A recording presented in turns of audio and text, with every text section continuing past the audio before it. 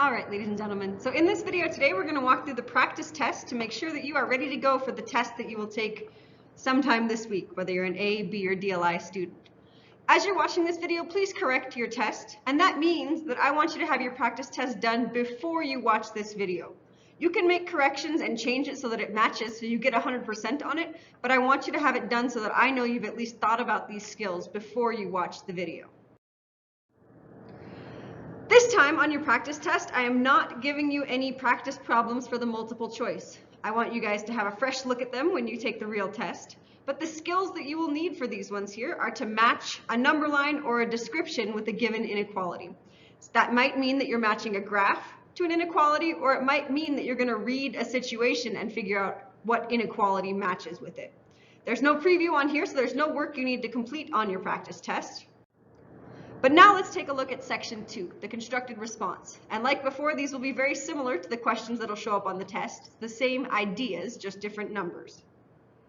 The first one here, negative 4r plus 10 is less than 30. To solve this one, I know I need to take away 10 from both sides. And I get negative 4r is less than 20. That's a very messy 20, I'll try again. Is less than 20. When I divide by a negative, the symbol flips direction, and now I have r is greater than negative 5. To graph this on a number line, I can center it at negative 5, put in one smaller and one larger. I know that I'll have an open circle because I have, let's do some different color. I know I'll have an open circle because I see that I have just my inequality symbol with no equals piece. So I have negative 5, negative 4, negative 6, an open circle, and this tells me that r is greater than that. I can plug in a test point. If I plug in 0, it's true, so I would shade the side that has 0. For the next one, I'm going to do the same process. I need to get my variable by itself, and I have variable on both sides here. To get rid of a minus 5, I add 5 to both sides, and I have 4x is greater than or equal to 2x plus 16. Take away 2x from both sides, and I'm left with 2x is greater than or equal to 16. Dividing by a positive number, nothing changes with my symbol, so I have x is greater than or equal to 8. On my number line, I can center it at 8. And this time I have a closed circle because I have that equals piece. And it is greater. If I plug in 9, it's true, so I shade the side that is true. For my next one, this time I have an and. I have that compound inequality. I still need to have my variable isolated. When I divide by a positive 3, I get w is less than negative 2, and negative 5 is less than w. So I have my pieces here, and I see negative 5 is less than w, which is less than negative 2. My compound and inequality. To graph that, I graph it on the same number line. And I'm going to center it approximately where my numbers are by going one larger and smaller from each value. Not quite centered here, but that's okay. Negative 5 has an open circle. Negative 2 has an open circle. W is all values between the two. I can plug in any value between to make a true statement. Next one, I have an or. I have a negative 4 is greater than or equal to n. Or, well, I need to subtract 1 from both sides. 3n is greater than negative 2. Oops. If I subtract 1 from both sides, 3n is greater than negative 3. Divide by a positive. I have n is greater than negative 1. So this tells me that n is less than negative 4, or n is greater than negative 1. When I write out my number line, I have one smaller than my smaller value, one larger than my greater value. I have that or equals 2 piece, so at negative 4, I'm going to have a solid dot. This tells me that negative 4 is greater than n, so I know that it's going to be everything smaller than that. It's true. N is just the alligator mouth, so I have an open circle. If I plug in 0, I find that it's true, so I shade the side that's true. Now let's move on. Number 5, I have an inequality. This is from lesson 5.5. I know when I have, I have an absolute value. When I have an absolute value, I have two cases. My first case is where I leave everything alone on the inside of my straight line parentheses, inside my bars there. So I get 8x plus 4 is less than 12. But the other situation I could have is that the stuff on the inside, the opposite of the stuff on the inside is true. When I look at this here for the first one, if I solve it, I take away 4 from both sides, I get 8x is less than 8, which tells me that x is less than 1. My case 2 situation, I have negative 8x minus 4 is less than 12. Add 4 to both sides, and I get negative 8x is less than 16. When I multiply or divide by a negative, in this case I'm dividing by negative 8, the symbol flips, and I have x is greater than negative 2. To graph this, I graph them on the same number line, and I have an open circle at 1, and I know that x is less than 1, so I'm going to shade stuff on this side. I have an open circle at negative 2, so I'm going to shade everything that is greater than negative 2, which means in this case I have the connection of these two inequalities. For our next problem here, I know I need to use the distributive property to get rid of those parentheses. So I'm going to distribute my 5 across. For this next one, subtraction scares me. I know that subtraction is really the same as adding a negative, so I'm going to turn that into plus a negative each time just to make sure I don't lose track of my negative signs. When I distribute across, well then my inequality turns into 5p plus 10 plus a negative 2p plus, well, negative times a negative is a positive now, is greater than equal to 3p plus 4. Well, now I need to combine my like terms. On the left-hand side, 5p and a minus 2p gives me 3p. 10 and 2 gives me plus 12, greater than or equal to 3p plus 4. If I take away 3p from this side, I have to take away 3p from this side, and I'm left with just 12 is greater than or equal to 4. Well, in this case, that's a true statement, so I know that my answer here, my final answer, is that p, using my set notation, is all real numbers.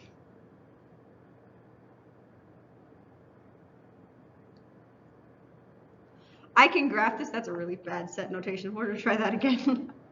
My bracket here. So when I write out this on a number line, squeeze it in underneath here, I can center it at any point, and I'm going to choose 0 just because that's a pretty common center point. And I'm going to shade everything. That shows me that no matter what value I plug in, I get a true statement at the end of this inequality. For the next two, I want to determine if the ordered pair is a solution, if it's part of the solution set or if it's not. And to do this, I need to determine if it makes a true statement or a false statement. So for the first one, I know that my ordered pair is always x, y. When I plug that in, I get 3 times my x value of 3 minus 2 times my y value of negative 4 is less than 12. Well, order of operations tells me 9 minus a negative 8 is less than 12. So 9 minus a negative 8 is the same thing as adding, and I get 17 is less than 12. So my final answer is no, this is not part of the solution. This would be in the not shaded half plane. On the next one, same process. I'm going to plug in x and y. This time I have negative 5 is less than or equal to 5/3 of 9 plus 8. And I get negative 5 is less than or equal to, well, if I do that, I know that really turns into a 3. I get 15 plus 8. Negative 5 is less than or equal to 23. And in this case, that's true. So my final answer is yes. This would be within that shaded half plane, which tells me that it is part of the solution set. For the next ones, I need to write the inequality that has the solution set shown in the graph. So what I'm going to do is I'm going to write my line in slope-intercept form. So in this case here I have y. I'm not going to put an equal sign because I know this is an inequality. My y-intercept is -1. My slope, well, if I count, I go up 1 over 1. So my slope is a +1 plus my y-intercept, or minus in this case because I have -1, or plus a -1. Well, now I need to determine what symbol is going to go between my two pieces here. I know that it's going to be just the alligator mouth, no equals piece, because it's a dashed line. So I'm going to take a test point. I'll take the test point 0, 0. And I want 0, 0 to make a false statement at the end.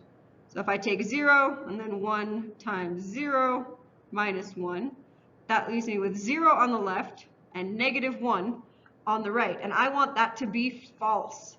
To make that false, I would face it this way. False. So my final answer, I'm going to plug into that spot there, is to have it facing this way. It hurts my brain a little bit to write false statements, but you can use a test point. If it hurts your brain too much to write a false statement, choose a point that would be true and plug that in and then make a true statement so you know which direction to face your inequality. Same process on this one. My line looks like y equals, and we are going to have that or equals 2 piece because I see it's a solid line. My y-intercept is 0 and my slope is down 3 over 1. So I have a slope of -3 times my x value plus 0. Well, now I can't use 0, 0 as a test point. So this time let's choose a test point that's going to make it true. I'm going to choose the test point. Well, let's take x is -1 and y is 0. So x is -1, y is 0. And when I plug that in, I have 0 on this side and -3 times a -1 on this side. So I'm left with 0 and 3, and I want it to be a true statement. I'm looking at this spot right there, and I know it's in the shaded region. Well, 3 is greater than or equal to 0. So my final answer is going to be y is greater than, or sorry, 0. Y is less than or equal to -3x because 0 is less than or equal to 3. On to the next one here. We're going to work the opposite direction. We're going to start with the inequality and we're going to create the graph. So to do this, I find my y-intercept, which is +2, and I use my slope of down 1 over 3. I'm going to do it again so that I have 3 points. Well, up 1 and backwards 3 this time. And I know that I need to connect my dots with a dotted line here, or a dashed line, because I have just the inequality. My lines are very messy. On your practice test, you should be using a ruler. Test point, well, I can use 0, 0, so I'm going to plug in 0, and I want to know, is that less than -1/3 of 0 plus 2? So is 0 greater than 2? Well, that's false. So I need to jump to the side that does not have the test point and shade it. That means that if I choose a different point in that shaded region, it should make a true statement. For the next one, I can graph in standard form using what I know about finding zeros and connecting the dots, but in this case, I'm going to turn it into slope-intercept. If I take away 2x from both sides, I'm left with -3y is less than or equal to -2x plus 6. I need to divide by a -3, but when I divide by a negative number, my inequality symbol flips. So now it's facing y. Y is greater than or equal to, well, -2 over -3 is 2/3. 6 over -3 is a -2. So to do that, I need to find my spots here. So one sec. My head's in the way while I'm recording and I can't get it to move. So I'll move it once I publish this video, but this part here tells me that I think my video cut out at the very end of that last question, but you should know, using your skills now, you'd find the y-intercept and use the slope, then do a test point and shade the side that's true. You can check the key that's posted in the file section to make sure that you have that answer correct. As we're moving on now, this time I gave you a practice problem for the constructed response. I've seen that that seems to be the spot that you guys get stuck, which is good. It means I found a way to challenge you because you guys have some strong math skills and I want to push you to make sure that you are improving every single time. So this constructed response has a few parts, but it's not as complex as the one that you will see on the real test. So let's walk through this one together. Your friends have decided that you want to go backpacking for spring break this year. The total cost will be $438 to purchase the needed supplies and permits. You have 10 weeks to raise enough money to afford the trip, and you receive an allowance of $20 per week as long as your grades are C's or better. To raise money, your friend's mom has offered to pay you $8 per hour to tutor your friend's second grade brother, Carlos. So the first thing we need to do is to write an inequality to represent the situation, assuming that you keep your grades as C's or better. We're then going to solve it and explain the real world meaning. Well, if I look at this here, I know that I need to have, eventually, I need to have $438 or more. So half of my inequality looks like this. That's my minimum amount to be able to afford this trip. But I need to figure out how much money I have or how much money I can raise. This piece here, an allowance of $20 per week. Well, I know that I have 10 weeks to raise this money. So I take that $20 per week times 10 weeks, and that gives me $200. So I'll have $200 as long as I maintain C's or better. So I'll have $200 plus $8 times the number of hours. That's the part that I can change in this situation is the number of hours that I tutor. So my inequality looks like 438 is less than or equal to 200 plus 8h. So I've started off my inequality here, and now I need to figure out the solution. I need to walk through and isolate h. When I do that, the first thing I see is I need to subtract 200 from both sides. So I get 238 is less than or equal to 8h. Divide both sides by 8, and I get 29.75. So 29.75 is less than or equal to h. Okay, well now I need to explain the real world meaning. What does this number mean in the context of my situation here? Well, that tells me that I need to tutor, must tutor for at least 29.75 hours.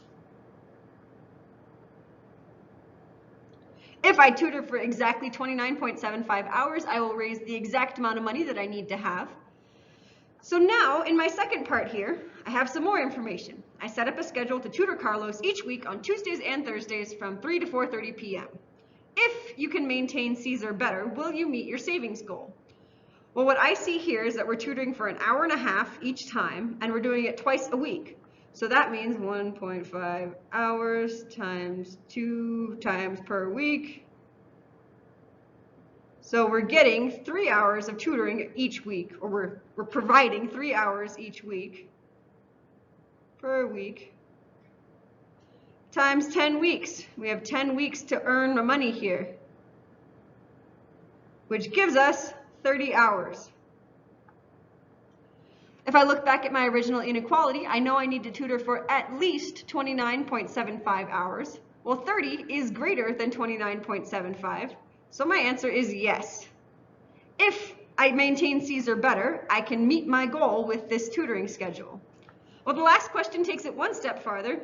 You turned in a project late in science, oh no, and your grade dropped to a D for 3 weeks because it took a while. When you turn in late work, teachers don't always grade it right away.